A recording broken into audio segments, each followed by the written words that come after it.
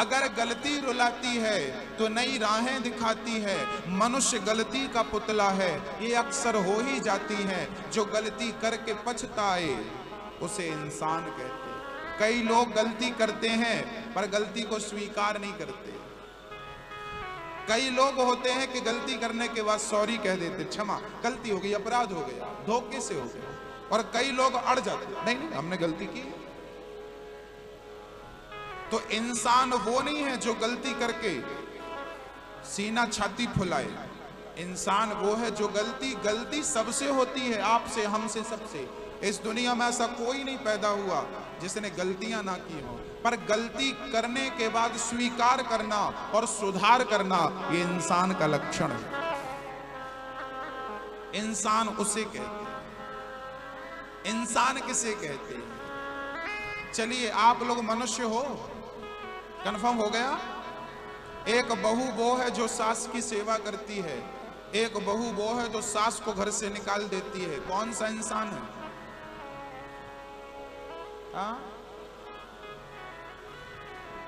इंसान।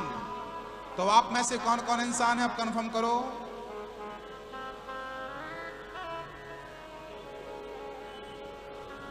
ये और बता दो कितने परसेंट इंसान हो, क्योंकि यहां भी एक प्रॉब्लम है। सोना जो है ना, उसमें मिलावट कर दी जाए तो वो शुद्ध सोना 24 कैरेट का होता है ना, पर थोड़ा मिलावट हो तो 23 कैरेट। कैरेट घटता जाए। अब कोई कहे 15 कैरेट का सोना है, तो क्या 15 कैरेट का सोना शुद्ध हो सकता है? 18 कैरेट का सोना शुद्ध हो सकता? ना ना, हो ही नहीं सकता। शुद्ध सोना तो 24 कैरेट का होता। बस ऐसे ही दूध में पानी मिला दिया तो दूध का अस्तित्व कम हो गया, दूध की शुद्धता कम हो गई, सोने की शुद्धता कम हो गई। ऐसे ही जब आपके अंदर काम, क्रोध, लोभ, अहंकार, बुराई, निंदा, चुगली, ये सब मिलावट हो जाती है तो आपके मनुष्य की शुद्धता भी कम हो जाती है। शुद्ध मनुष्य, 24 कैरेट का मनुष्य कौन है? मर्यादा पुरुषोत्तम भगवान श्री राम शुद्ध मनुष्य थे। ऐसे मनुष्यों के हाथों ही बुराई का रावण मरता है। वो मनुष्य आप हो, परंतु मिलावट हो जाने के कारण कैरेट कम हो गया, शुद्धता कम हो गई। इसलिए पूर्ण मनुष्य नहीं है हम लोग। विप्रधेनु सुर संतहित लीन मनुज अवतार। राम जी कौन थे? राम जी मनुष्य ही बनकर तो आए थे, आपकी और हमारी तरह। उनकी भी मां थी, पत्नी थी, बच्चे थे, आपके हमारी तरह। पर उनके जैसी मर्यादा जिसके अंदर हो वो 24 कैरेट का मनुष्य है, शुद्ध मनुष्य है।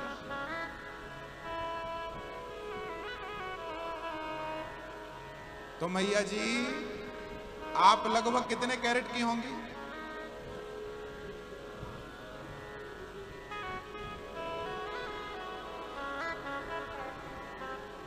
अच्छा, आप लोग कितने कैरेट के होंगे अपने आप से पूछ के? अच्छा, ये चीज आप अपने आप से पूछ के बढ़िया बता पाएंगे, ये कोई और नहीं बता पाएगा कि आप कितने कैरेट के हैं। 2 कैरेट के बच्चे के, 10 कैरेट के बच्चे के, 23 कैरेट के हो के पूरे 24 कैरेट के हो। 24 के तो हमें लगता है कि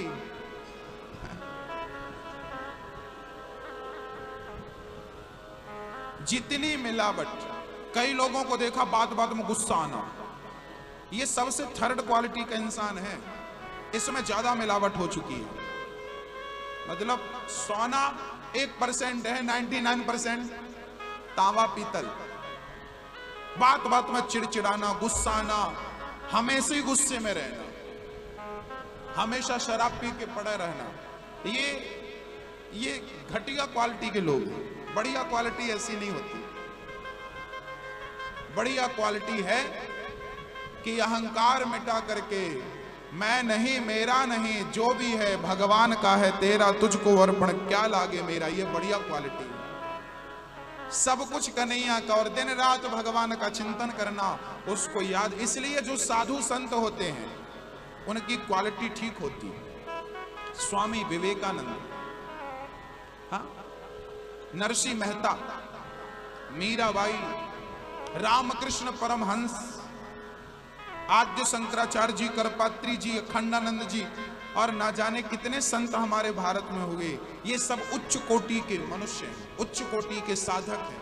ये ईश्वर के करीब पहुंच चुके वाले, साक्षात भगवान इनमें समा चुके।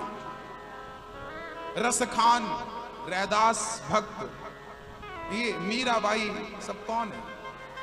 उच्च कोटि के। अब आप कहें कि हम वो नहीं बन सकते ना, ये थिंकिंग गलत है कि आप वो नहीं बन सकते। आप सब मीरा बन सकती हो, आप सब विवेकानंद बन सकते हो, पर बनना नहीं चाहिए। आप कहते हैं कठिन है, कठिन। याद रखना, जीवन में सरल मार्ग कभी नहीं अपनाना चाहिए, हमेशा कठिन ही मार्ग चुनना चाहिए। एक बढ़िया मनुष्य, एक बढ़िया व्यक्ति, एक अच्छा व्यक्तित्व कठिन मार्ग ही चुनता है, क्योंकि बिना कुछ किए जय जयकार नहीं होती और कोशिश करने वालों की कभी। कोशिश करते रहिए अच्छा बनने की। क्यों नहीं बन पाएंगे आप? बन जाएंगे। तो चलिए, आप मनुष्य हैं, कंफर्म हुआ। 4% भी है पर है। चलिए अब ये बताइए कि मनुष्य का धर्म क्या है? आप मनुष्य हैं, हाथ उठा दिया आपने, कंफर्म हो गया मनुष्य ही हो, पुतले नहीं हो। अब बताओ, मनुष्य तो हो पर मनुष्य की परिभाषा क्या है? गोस्वामी तुलसीदास जी कहते हैं, परहित सरिस धर्म नहीं भाई, परहित सरिस धर्म नहीं भाई, पर पीड़ा सम नहीं आत्माए, पर पीड़ा सम नहीं आत्माए,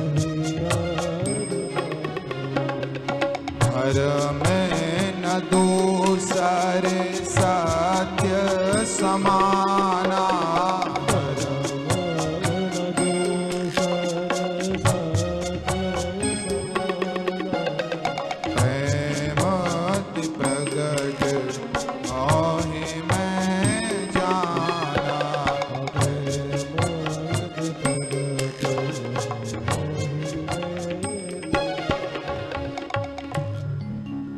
मनुष्य का धर्म क्या है? परहित सरिस धर्म नहीं भाई, पर पीड़ा सम नहीं अधमाई। परहित करना, लोगों का हित करना सबसे बड़ा धर्म है। धर्म न दूसर सत्य समाना, आगम निगम पुराण बखाना। धर्म क्या है? सत्य बोलना मनुष्य का क्या है? धर्म। सत्य बोलना धर्म है, सेवा करना धर्म है, दया करना, दया धर्म का मूल है। पाप मूल अभिमान और तुलसी दया न छोड़िए जब तक घट में। ये 3 चीजें याद रख लो। कोई आपसे पूछने लगे कि मनुष्य की परिभाषा बताओ, मनुष्य किसे कहते हैं? जिसके अंदर ये 3 चीजें हों वो मनुष्य है, और ना हो तो फिर वो कौन कौन सी चीजें? सत्य, दया और सेवा का भाव। सेवा, सेवा हो, दया हो और सत्य। हमारी वाणी से हमेशा क्या निकलना चाहिए? सत्यम ब्रूयात् प्रियम ब्रूयात्। सत्य बोलो, है ना मैया जी? तो आप लोग कितने % सच बोलते हैं? आप लोग। हमारी नींव ही कमजोर है। जिस नींव पर ये इमारत खड़ी है, जितनी मजबूत नींव होगी उतनी लंबी इमारत चलेगी, टिकेगी। और नींव कमजोर है तो आप कितना भी बढ़िया बना लो। ऐसे ही हमारी नींव जो है वो सत्य ही हमारी नींव है। यदि आप सत्य के मार्ग पर चलते हैं तो हरिश्चंद्र को लोग क्यों जानते हैं? क्योंकि वो सत्यवादी थे। दानवीर कर्ण को क्यों जानते हैं लोग? क्योंकि दानी थे, सत्यवादी थे। पहले का आदमी झूठ नहीं बोलता था। पहले का आदमी झूठ बोलने के पहले लाख बार सोचता था, बोलने के पहले सोचता था फिर बोलता था। और आजकल का आदमी बिना सोची कुछ भी बोलता, कुछ। तो इंसान कौन है? जो सत्य बोले। धर्म न दूसर सत्य समाना, आगम निगम पुराण बखाना। सारे वेद पुराणों का सार है सत्य बोलना। सत्य बोलेंगे तो भगवान मिलेंगे, झूठ बोलेंगे और भगवान का दर्शन करेंगे तो क्या फायदा? अच्छा, आप लोग बोलते हैं कि नहीं झूठ? नहीं बोलते। अच्छा, आप लोग बोलते हैं कि नहीं? एक सज्जन बोले, गुरुजी हमारी दुकान है, हम व्यापारी हैं, हमें तो बोलना ही पड़ता है। बिना बोले झूठ व्यापार चलता नहीं है। हमने कहा कि झूठ बोलने से तुम्हारा व्यापार इतना चलता है, सोचो सच बोलोगे तो और कितना चलेगा। प्रॉब्लम तो ये है कि आपको झूठ पर भरोसा है पर सत्य पर भरोसा नहीं। ये प्रॉब्लम यहां। आप कहते हैं हम व्यापारी हैं, हमारा तो चलेगा ही नहीं। आपने थिंकिंग बना रखी है कि झूठ ही बोलना है, इसलिए आपका कुछ नहीं हो सकता। पर आप सोच लें कि नाना 2 पैसा कम मिलेगा, यही तो होगा। भूखे तो नहीं मर जाओगे ना। झूठ तुम्हें भूखा नहीं मरने दे रहा है तो सच झूठा मरने देगा? भूखा मरने देगा? मेरी मां, सच कभी पराजित नहीं होता, सच कभी हारता नहीं है, जीत हमेशा सच की होती है। हाँ, अंधकार यहां भरा हो पर एक दीपक जला दो तो सारा अंधकार तुरंत मिट जाता है। हाँ, ऐसे ही कितना भी झूठ हो और सच का प्रकाश जिस दिन आया ना, सच के प्रकाश के होते ही झूठ का अंधकार समाप्त होने में देर नहीं लगेगी। और ये अच्छा बुरा, सच्चाई, सच झूठ तो सब जानते हैं। हाँ, कुत्ता भी जानता है। अच्छा, कुत्ते को आप रोटी दो तो कुत्ता पूंछ हिला हिला के रोटी खाता है, वही खाता है जहां आप देते हैं। पर आपने रोटी रख दी और कुत्ता आया, देखा कोई नहीं है, कुत्ता मुंह में रोटी दबाता है और क्या वो रोटी वहीं बैठकर खाता है? वो रोटी दूर ले जाता है पूंछ दबा करके, और जब आप खिलाते हो तो पूंछ उठाकर प्रेम से खाता है। कुत्ते को भी पता है कि ये सच्चाई की है और ये झूठी रोटी है, इसलिए दूर ले जाकर के खाता है। अच्छाई बुराई का ज्ञान तो उसको भी है, सही गलत का ज्ञान तो उसको भी है। वो जानवर है, उसे पता है कि ये चोरी की है और ये ईमानदारी की है। ईमानदारी की वही खाता है और चोरी की दूर ले जाके खाता है। कुत्ता भी चोरी करता है ना, तो उसे पता होता है ये चोरी की है। तो ये सारी चीजें तो जानवर भी जानते हैं। इंसान होकर भी झूठ बोलता रहा तो उनमें और आप में क्या अंतर रह जाएगा? ये मत कहिए कि हम व्यापारी हैं, हम ये हैं, हम वो हैं, इसलिए हमें झूठ बोलना पड़ता है ना। ये बहानेबाजी है आपकी, सच से भागने की।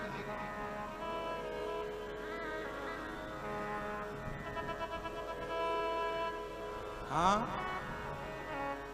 कोशिश करिए। शुरू में हो सकता है कि थोड़ा सा नुकसान हो पर रूटीन बन जाएगा। याद रखना मेरी माँ, ये बात मैं क्यों बोल रहा हूं, क्योंकि तुलसीदास जी ने कहा है कि संसार का सबसे बड़ा पाप है झूठ बोलना। झूठ सत्य बराबर तप नहीं, झूठ बराबर पाप। ये मैं नहीं कह रहा हूं। मेरे को आदेश मिल जाता तो मैं तो आपसे कहता झूठ ही बोलो, पर मुझे आदेश नहीं है ना। शास्त्र कहते हैं कि सत्य बराबर तप नहीं, सबसे बड़ी तपस्या है सच बोलना और सबसे बड़ा पाप है संसार का असत्य बोलना। अब आप देख लो कि आप क्या करना है। मनुष्य का धर्म क्या है? सच बोलना, सेवा करना, दया करना। शास्त्र बहुत हैं, शास्त्रों का सार क्या है? शास्त्रों का सार क्या है? 4 वेद 6 शास्त्र में बात मिली है 2। दुख दीन है दुख होत है, सुख दीन है सुख होए। जैसी करनी वैसी भरनी, जैसा करोगे वैसा भरोगे, ये शास्त्रों का सार है। अच्छे को अच्छा, बुरे को बुरा। भगवान के अवतार कितने हैं? भगवान कृष्ण के, भगवान नारायण के कितने अवतार हो चुके हैं? आपको जानकारी है? बताइए, भगवान के कितने अवतार हो चुके हैं और कितने बाकी हैं? कितने अवतार हो चुके भगवान के? बताइए भैया जी, कितने अवतार हो गए भगवान के? 10। आप बताओ मैया।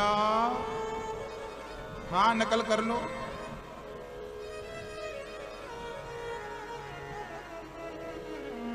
बताओ भगवान के अवतार कितने हो चुके हैं? मैया जी नहीं पता आपको? आपको पता है? भगवान के 23 अवतार हो चुके हैं, 1 अवतार बाकी है। कौन कौन से हो चुके हैं? नारायण, नारद, हरि, कपिल देव, श्री राम, हंस, हयग्रीव, मोहिनी, दत्तात्रेय, नरसिंह, वामन, व्यास जी, ऋषभदेव, कौमार, यज्ञ पुरुष, धनवंतरी, बुद्ध और कल की पृथु राजा, 12 कृष्णचंद्र भगवान, परशुराम, मत्स्य, कमठ, ये 24 अवतार। 23 अवतार हो चुके हैं। कलयुग के आखिरी में संबल ग्राम, यही उड़ीसा, संबल ग्राम में विष्णु यश नाम के पंडित जी के घर कलयुग के आखिरी में कल की अवतार होगा। इसी कलयुग में, कलयुग की उम्र कितनी है? 4,32,000 वर्ष, जिसमें से कलयुग की उम्र कितनी गुजर गई? अभी 5,500 वर्ष कलयुग की उम्र हो चुकी है। अभी कलयुग की उम्र कितनी हुई? अभी भगवान कृष्ण को गए कितने साल हुए?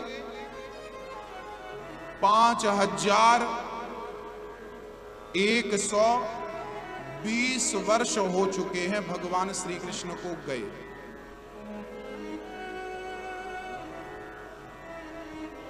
भगवान को गए। कलयुग को आए इतने वर्ष हो गए। कलयुग के अंत में कल की अवतार होगा। 23 अवतार क्यों हुए? कारण क्या है? हर अवतार के पीछे कोई ना कोई कारण था। सनकादियों का अवतार इसलिए हुआ, ये ब्रह्मचारी थे, ये भगवान ब्रह्मा के पुत्र थे, मानस पुत्र। दूसरा अवतार भगवान का हुआ है बाराह। कौन सा? बाराह भगवान ने किसको मारा था? किसको मारने के लिए भगवान ने अवतार लिया था? बाराह भगवान किन से अवतार लिए? बोले ब्रह्मा जी को छींक आई तो ब्रह्मा की नासिका से बाराह भगवान ने अवतार लिया और हिरण्याक्ष नाम के दुष्ट को मारकर पृथ्वी की स्थापना की थी। बाराह भगवान। भगवान का तीसरा अवतार है नारद जी। नारद जी के रूप में भगवान ने अवतार लिया। नारद जी क्या करते थे? भक्ति का प्रचार करते थे। नारायण नारायण नारायण कीर्तन करते थे नारद जी। इसलिए हमें भी क्या करना चाहिए? प्रेम से कीर्तन करना चाहिए।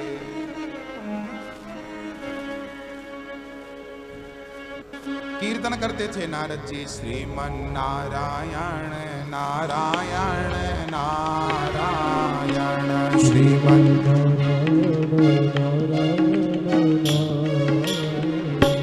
श्रीमन नारायण नारायण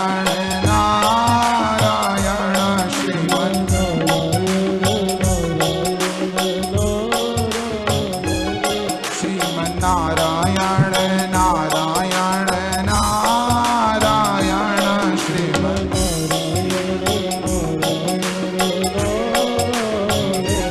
भजमन भजमन नारायण नारायण नारायण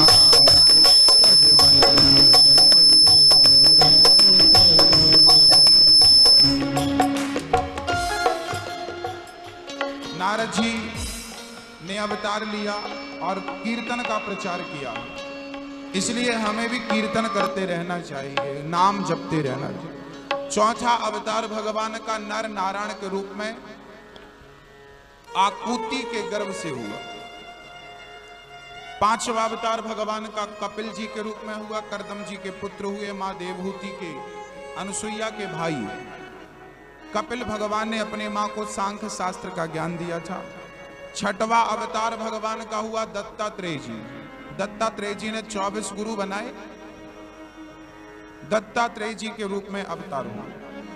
सातवां अवतार भगवान नारायण का हुआ यज्ञ भगवान। ये मनवंतरों की रक्षा करने के लिए आए। आठवें अवतार में भगवान ऋषभ देव जी आए, जिनके बड़े पुत्र का नाम भरत, जड़ भरत।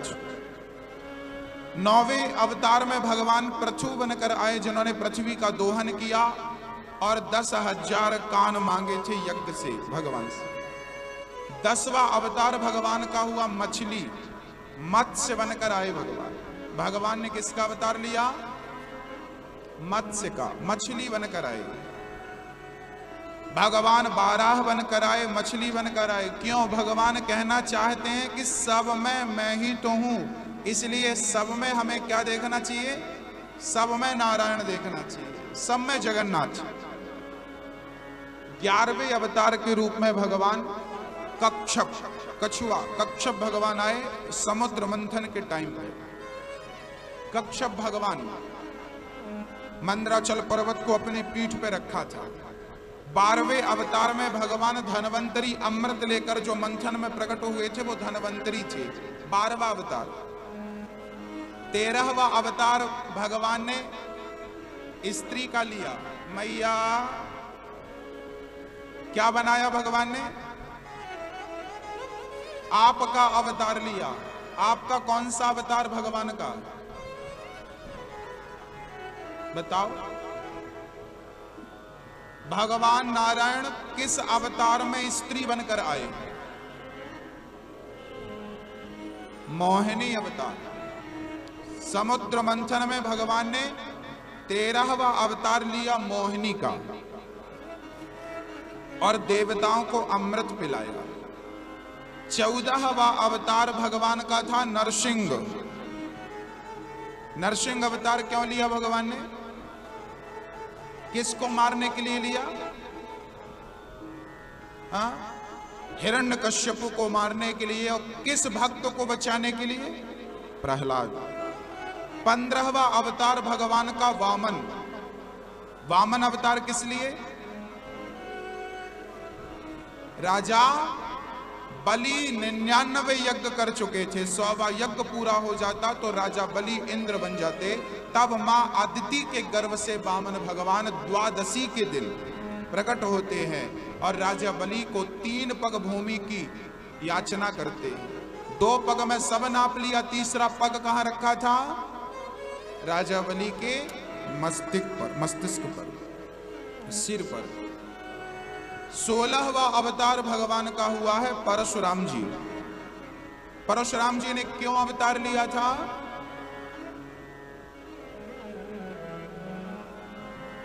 सहस्त्रार्जुन नाम का एक दैत्य था। सहस्त्रार्जुन को मारने के लिए परशुराम भगवान ने अवतार लिया था। भगवान नारायण ही परशुराम के रूप में। 17वां अवतार भगवान का व्यास जी। व्यास जी ने क्या किया? वेद व्यास जी ने क्या किया? वेदों का विस्तार किया। 17 पुराण लिखे, आखिरी में भागवत लिखी। 18 पुराण, 4 वेद, सामवेद, ऋग्वेद, यजुर्वेद, अथर्ववेद, इन वेदों का विस्तार किया। व्यास जी कहाँ बैठते थे? व्यास गुफा है बद्रीनाथ में, सरस्वती नदी के किनारे।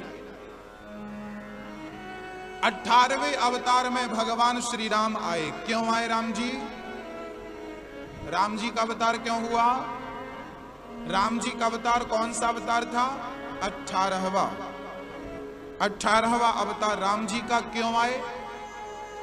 रावण आदि को मारने और मर्यादा की स्थापना करना मूल उद्देश्य। 19वां अवतार है बलराम जी का, बलदाऊ भैया। 20वां बलदाऊ भैया की मां का नाम क्या है? क्या नाम था बलदाऊ भैया की मां का? रोहिणी मां। देवकी का गर्भ भगवान ने निकालकर रोहिणी के गर्भ में स्थापित किया और रोहिणी मां बनी और बलदाम भैया प्रकट हुए। 20वां अवतार था भगवान श्री कृष्ण का। आपकी मां कौन? मां देवकी और यशोदा। 21वां अवतार इसी कलयुग में हुआ, बुद्धावतार। भगवान बुद्ध। बुद्ध अलग हैं और बौद्ध अलग हैं, समझ रहे हैं? बुद्ध अलग हैं, हमारे 24 अवतार में बुद्ध हैं, एक बौद्ध है। 22वां अवतार भगवान का हरि अवतार। 23वां अवतार हंस हयग्रीव अवतार।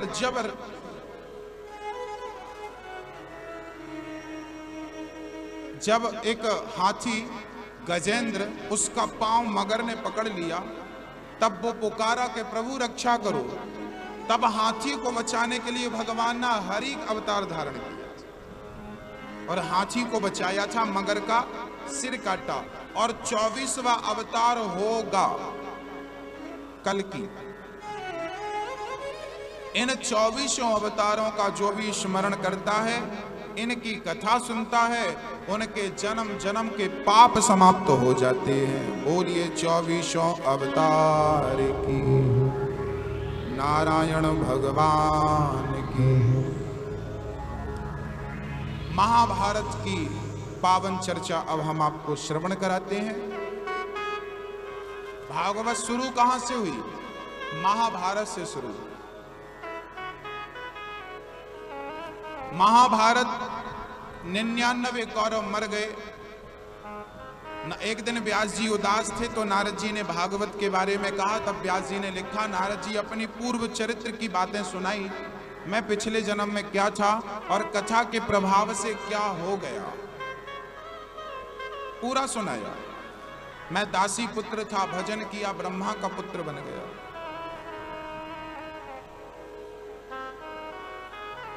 जब महाभारत का युद्ध पूरा हो गया, तब दुर्योधन की जंघा भीम भैया ने तोड़ दी। रणभूमि में दुर्योधन पड़ा था। गुरु द्रोणाचार्य के पुत्र अश्वत्थामा आ गए और अश्वत्थामा ने कहा, प्रभु आपकी क्या मदद करूं? दुर्योधन बोला कि मैं पांडवों को मरा हुआ देखना चाहता हूं, बस यही करो कि पांडवों को मार डालो। अश्वत्थामा रात को चल पड़े। जिसने तेरा नाम लिया उसके जाके भाग, सोते हुए जीवन से अब तो प्राण जाग। कम है जिंदगी कर लो बंदगी, प्रभु का हाथ हो तो मौत भी न मारती। मन में बसा कर तेरी मूर्ति, उतारूं मैं गिरधर तेरी आरती। पांडवों को मारने अश्वत्थामा जा रहे हैं। शायद अश्वत्थामा भूल गए हैं कि जिसके रक्षक भगवान हो उसे आप क्या मारेंगे। अश्वत्थामा चल पड़े। भगवान ने पांडवों को उठाया, दूसरी जगह सुला दिया। द्रौपदी के 5 बच्चे वहीं पर सो गए। उन 5 बच्चों को पांडव समझकर अश्वत्थामा ने 5 का सिर काट लिया। दुर्योधन के सामने ले गया, मित्र मैंने तुम्हारे दुश्मनों को मार डाला। ध्यान से दुर्योधन ने देखा ये पांडव नहीं, पांडवों के पुत्र हैं। पहले प्रसन्न हुआ दुर्योधन, पांडव मर गए, फिर दुखी हुआ, उसी समय मृत्यु हो गई।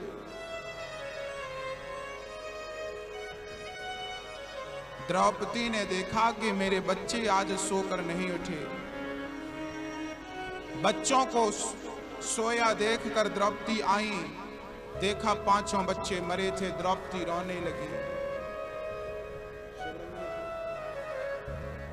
रोने लगी द्रौपदी। अर्जुन आए, देवी क्या कर रही हो? मेरे बच्चे मर गए, अभी पकड़ कर लाता हूं। अश्वत्थामा को पकड़ने अर्जुन चल पड़े, कन्हैया को लेकर। अश्वत्थामा ने ब्रह्मास्त्र चलाया। अर्जुन ने श्री कृष्ण से चरणों में गिर करके कहा, कृष्ण कृष्ण महाबाहो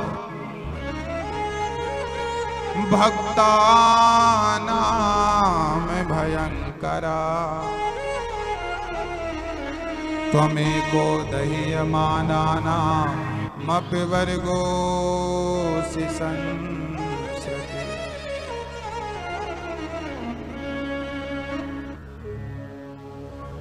द्रौपदी के सामने लाकर अर्जुन ने अश्वत्थामा को पटक दिया।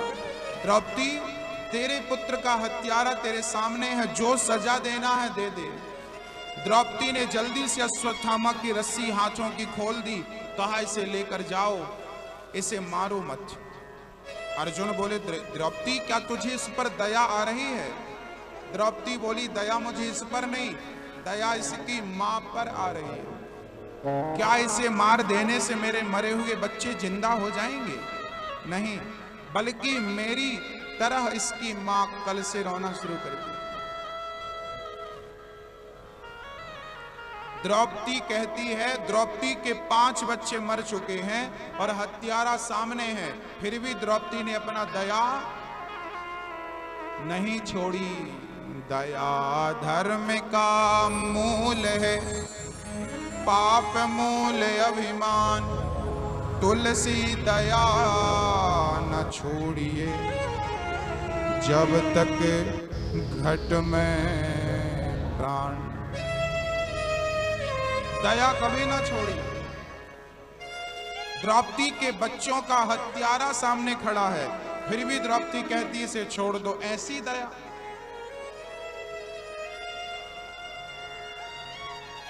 दया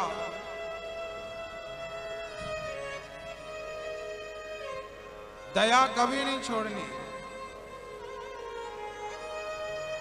द्रौपदी मां है ना, और मां तो करुणा की मूर्ति है, मां जैसी कोई नहीं, इसलिए मां को भगवान का दर्जा दिया गया।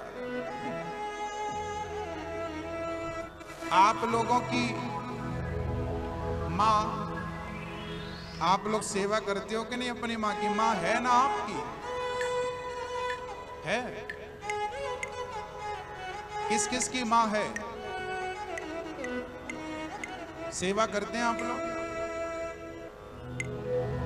अच्छा बताओ, लास्ट बार आपने अपनी मां की आरती कब उतारी? याद नहीं? नहीं? आपकी मां है कि नहीं?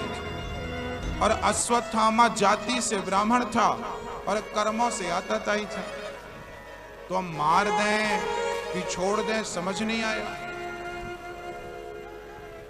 अश्वत्थामा के सिर पे मणि थी, उस मणि को छीन कर नगर से धक्का मारकर निकाल दिया।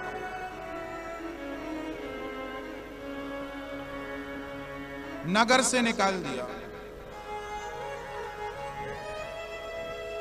अश्वत्थामा के अंदर प्रतिशोध की आग जलने लगी। द्रौपदी के बच्चों को तो मारा ही, अभिमन्यु की पत्नी उत्तरा गर्भवती थी, उस बच्चे को मारने के लिए अश्वत्थामा ने ब्रह्मास्त्र चला दिया। भगवान ने पकड़ लिया दौड़ी दौड़ी उत्तरा चरणों में आई, कहने लगी, हे प्रभु आप हमारे पिता हो, माँ हो, मेरी रक्षा करो। जिस बच्चे ने जन्म नहीं लिया उस बच्चे को मारने अश्वत्थामा ने बाण चला दिया। चरणों में गिर पड़ी उत्तरा और कहने लगी, प्रभु मेरी रक्षा करो। भगवान ने छोटा सा रूप बनाया अंगूठे के बराबर और उत्तरा के गर्भ में चले गए। उत्तरा के गर्भ की रक्षा भगवान ने की। अपने सुदर्शनास्त्र से ब्रह्मास्त्र को खंडित कर दिया भगवान ने।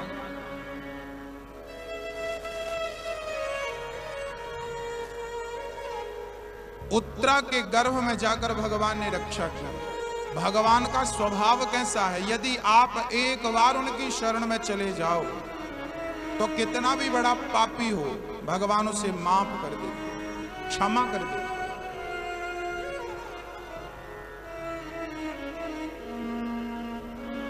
अश्वत्थामा चरणों में गिर पड़ा। भगवान ने कहा, जाओ मैं तुम्हें वरदान देता हूं, तुम अमर हो जाओ।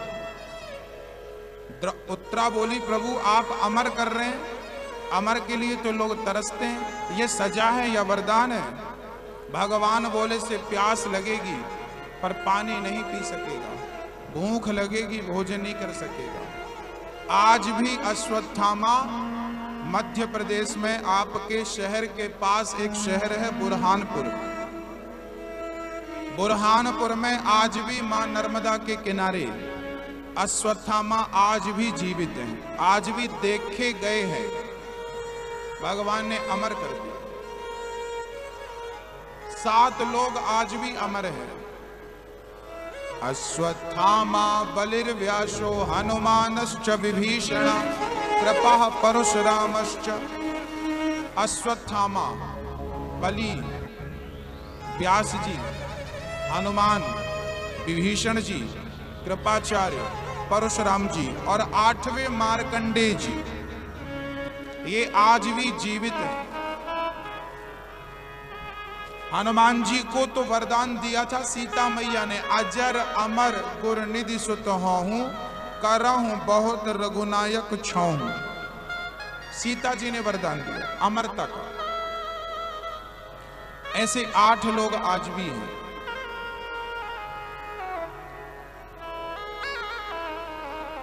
भगवान जाने लगे तो कुंती बुआ रास्ते में मिल गई। कुंती बुआ ने कहा, प्रभु मेरी एक प्रार्थना स्वीकार कर लो। क्या? आज मैं आपसे कुछ मांगना चाहती हूँ। हाँ हाँ बुआ मांगो, क्या चाहती हो? कुंती बुआ ने कहा, कृष्णाय वासुदेवाय देवकी नंदनाय च नंद गोप कुमाराय गोविंदाय नमो नमः। कुंती बुआ ने कहा, हे प्रभु मेरी रक्षा करो, आप भगवान हो, आज मैं आपसे कुछ मांगती हूं। हाँ हाँ बुआ मांगो, क्या मांगती हो? तब कुंती बुआ ने कहा, विपदः सन्तु नः शाश्वत तत्र तत्र जगद गुरो भवतो दर्शनम यत्स्यात् अपुनर्भव दर्शनम। कुंती बुआ ने कहा, प्रभु आज मुझे आप दीजिए। क्या? बोले मुझे दुख दे दीजिए। कुंती बुआ ने भगवान से क्या मांगा? दुख मांगा। दुख क्यों मांगा? क्योंकि सुख में भगवान भूल जाते हैं, जबकि दुख में कभी भगवान भूलते नहीं। इसलिए कोशिश ऐसी करो कि भगवान को याद रखो। हर पल, हर क्षण, हर घड़ी भगवान को याद रखना चाहिए। कुंती बुआ ने कहा, हमें दुख दो। कन्हैया बोले, मां जब से आपने होश संभाला दुख ही दुख पाया, अब हमसे फिर दुख मांगती हो? कुंती ने कहा, कन्हैया जीवन में जब जब दुख आया तब तब हमने आपको अपने करीब पाया, और जब जब सुख आया तब तब हमने आपको अपने से दूर पाया। ऐसे सुख पर पत्थर पड़े जो कृष्ण हृदय से जाएं, बलिहारी व दुख की जो पल पल नाम जपाए। हमें सुख नहीं चाहिए, दुख चाहिए। कौरवों ने लाक्षागृह में बंद करके आग लगा दी। वो दुख ना होता तो आप बचाने आते क्या? 12 वर्ष का वनवास, 1 वर्ष का अज्ञातवास देकर कौरवों ने घर से निकाल दिया। उस जंगल में कई बार आकर आपने हमारी रक्षा की। भरी सभा में द्रौपदी की लाज लुट रही थी। द्रौपदी ने पुकारा, आपने आकर के साड़ी बढ़ाई। द्रौपदी ने पुकारा, कहाँ जा छिपे हो प्यारे कन्हैया, यहाँ लाज मेरी लुटी जा रही।